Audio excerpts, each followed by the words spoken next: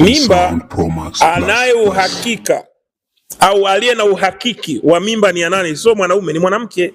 Sasa anapokuambia namtaka mwanangu, yeye anajua kwa nini yeye ni mwanae. Una force tu mwanangu leo. Mwanangu, damu yangu. Wewe unajuaje kama ni damu yako? Anaogopa kukufungulia kodi. Unaweza ukachukua panga ukamkata kichwani. Ila ajua eti hili Zuzu, huyu sio mwanae huyu. Kwa mwanamke akimtaka mwanae muache. Usigombanie mtoto, ile ni mali ya Mwenyezi Mungu na serikali kwa duniani. Kwa hiyo mimi siamini katika mambo ya mtoto wa nje ya ndoa. Mtoto ni mtoto. Tuwahudumie hawa watoto, tuache upumbavu wa kusema watoto wa nje ya ndoa. Ya unakuta jitu. Sasa mwenye makosa ni nani? Mwenye makosa ni nani?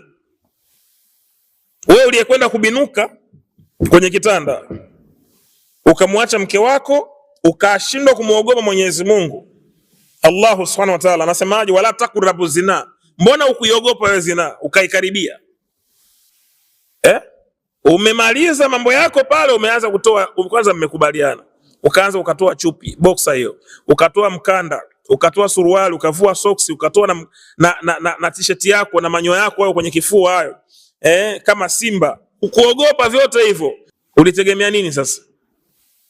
Unapopanda mbegu unategemea nini? Mbegu itaota. Sasa mtoto kazaliwa, unasema huyu ni mtoto wa nje ya ndoa, mimi simtunzi, ni haramu, dini yangu inanikataza. Ulipokuwa unafanya haya mambo ukujua ni haramu? Tuache haya mambo ya ulimbukeni, tulee watoto. Mimi IPM siamini mambo ya nje ya ndoa. Mimi naamini mtoto ni mtoto. Kama mama yake yuko tayari nimchukue mtoto wangu, namchukua. Kama mama yake hana uwezo wa kumlea, nitamsaidia, bwana mlee mtoto, mpeleke shule. Na tusione aibu wanaume, kwa sababu wengine wanaona aibu. Kwa mimi ni mchungaji wananichukuliaje? Mimi ni mkurugenzi pale ukazini wananichukuliaje? Unajua zile mtu ni anafanya kazi kazini, wadhifa alionao kazini, serikalini, wapi, kwenye mashirika haya. Manake shirika zima linajua huyu alioa mwaka fulani. Na watu walichanga wakaja kwenye harusi, wanajua mwanamke yule hana mtoto. Sasa leo hii kumbe wao wamepiga mechi huko. Na nyumbani wanajua bwana mkurugenzi ana watoto wawili. Kumbe ulishapigaga mechi huko watoto 6. Unajua kuna wanaume wenzetu mzee ana watoto 7 wako nje huko. Sasa anajiuliza, wanangu, hizi ngoma zote hizi nakuaje? Kuna askofu mmoja Morogoro pale alikuwa heka.